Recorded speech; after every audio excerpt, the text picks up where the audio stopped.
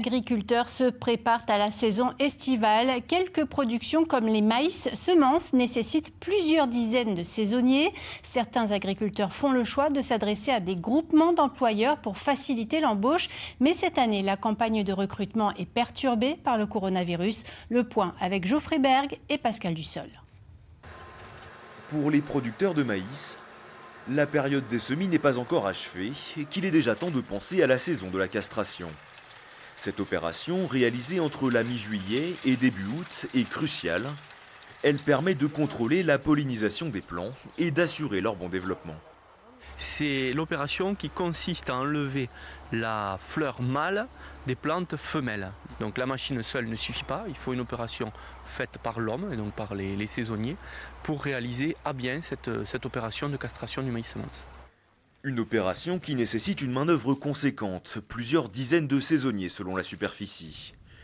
Pour éviter le casse-tête administratif, certains agriculteurs délèguent le recrutement à des groupements d'employeurs qui se chargent de toutes les démarches. Un gain de temps et de tranquillité. Ça doit nous coûter 2 €, 2,50 € de l'heure supplémentaire.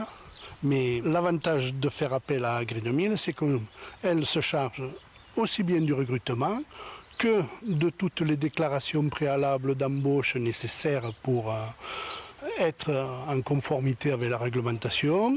La structure Agri 2000, qui travaille avec 25 producteurs de maïs en Ariège et dans l'Aude, cherche 700 saisonniers pour cet été.